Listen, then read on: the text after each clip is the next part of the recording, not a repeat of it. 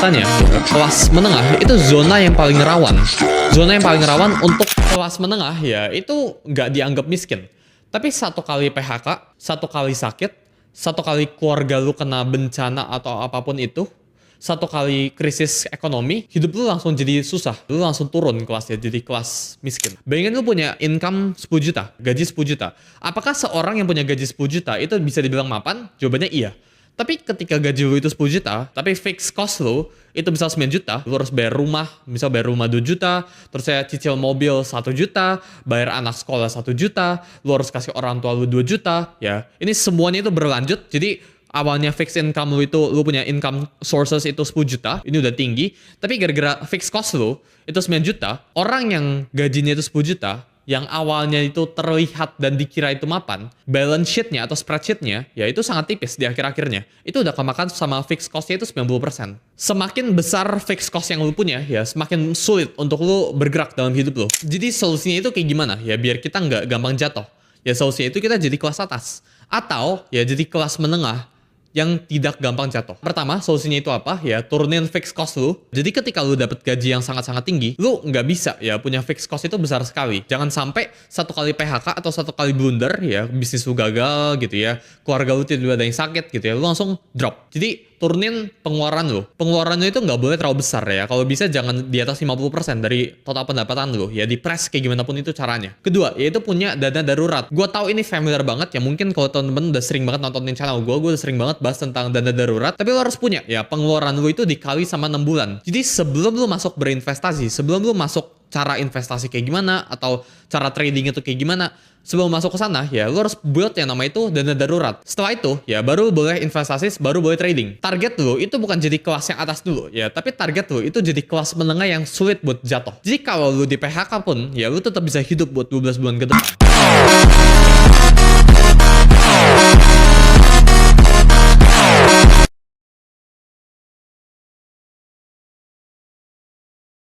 Otak manusia atau otak kita itu udah selesai tingkat kematangannya itu di umur 25. Tapi setelah umur 25, semua skill yang lu pelajarin itu bakal jadi 10 kali lipat lebih susah buat dipelajarin. Lu bakal butuh 10 kali lipat lebih banyak waktu. Dan soft skill apa sih yang sebenarnya worth it buat dibangun? Sekolah itu ngajarin kita tentang marketing gitu, marketing 4P contohnya. Tapi sekolah itu nggak pernah ngajarin kita cara nulis paragraf atau cara nulis kalimat, copywriting yang bisa dibaca sama puluhan ribu orang. Dalam video ini gue pengen ajarin kalian 5 skill yang wajib kalian bangun. Design. Bahkan ya, in fact ya, kalau A ini nggak sejago B, tapi A ini bisa menjual dirinya dengan baik dan bisa berpikir dengan baik, ya bahkan orang ini bakal larinya ke A, bukan ke B. Saya dia juga orangnya ini bisa jualan, dia bisa menjual dirinya dengan baik, ya dia bisa nge-pitch dengan baik, ya dia bisa kasih tahu ide dia dengan baik. Versus B, freelance B ini cuma kerjanya bisa ngedesain doang, tapi dia nggak bisa menjual, ya dia cuma ngerti ya depan laptop yang ngedesain aja. Giliran disuruh ngetik, ya dia nggak ngerti cara ngetik ini kayak gimana, ya dia cuma jualan sell apa gitu service-nya tanpa mikirin perspektif jualannya itu kayak gimana. Orang A ini bisa dibayar berkali-kali lipat cuma gara-gara dia punya soft skill yang gue baru sebut 2 tadi itu. Ya dia bisa menulis, ya dia bisa tulisin dia pengennya apa, dia bisa nulisin, dia bisa berpikir, dia bisa negosiasi, dia bisa lebih baik language, dia bisa lebih baik bahasa, vocabulary.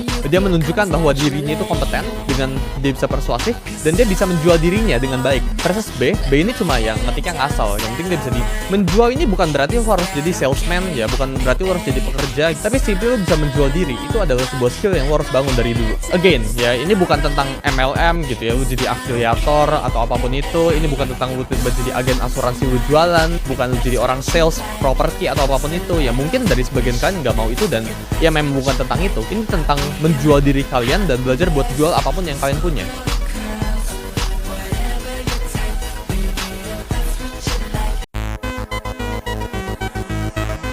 Ini ya lu nggak peduli lu sepintar apapun atau sejago apapun, tapi kalau lu nggak bisa mengatur emosional lu, itu bakalan buyar semua. Misal ya ada founder bikin sebuah startup, dia lagi cari investor, terus dia itu nggak bisa mengatur dirinya ya dari pertanyaan-pertanyaan dari investor luar sana. Dealnya itu bisa buyar cuma gara-gara founder ini nggak bisa mengatur emosinya. Padahal dia kerjanya itu bagus, dia bisa menjual diri bagus, dia bisa negosiasi apapun yang dia punya itu perfect, kecuali investor ini ngelihat founder ini emosional sekali. Jadi sebuah deal ya itu bisa buyar dalam beberapa detik doang cuma gara-gara lu marah. Lu itu bisa bangun reputasi lu bertahun-tahun, tapi itu bisa hancur cuma dalam beberapa detik gara-gara lu nggak bisa mengatur emosi lu.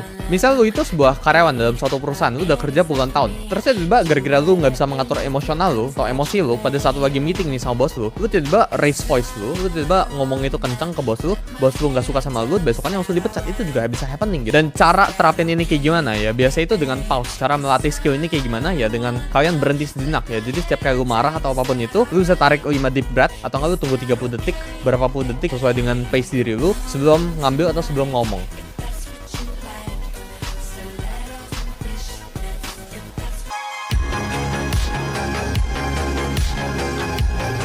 Peraturan pertama, earn before you save before you invest, and invest before you speculate. Ini urutannya itu harus sama. Gak boleh lu speculate dulu sebelum lu melakukan investasi. Lu gak boleh berinvestasi dulu sebelum lu saving up dulu. Lu gak boleh save up dulu sebelum lu cari uang, sebelum lu earn. Mayoritas Gen Z itu langsung skip ke tahap 3 atau 4 ya. Langsung skip ke invest atau spekulasi. Orang itu belum punya uang tabungan ya, belum punya dana darurat, belum punya penghasilan, langsung aja terjun gitu, langsung investasi atau spekulasi. Kalian tuh harus urutannya harus bener ya. Lu harus earn dulu, harus punya penghasilan dulu yang tetap, yang bener, yang stabil, yang konsisten. Terus lu baru save ya, lu bikin dana darurat, lu taruh dulu duit lu ke safety funds ya, taruh ke deposito dulu, taruh ke reksadana dulu, yang returnnya itu di bawah 10% intinya.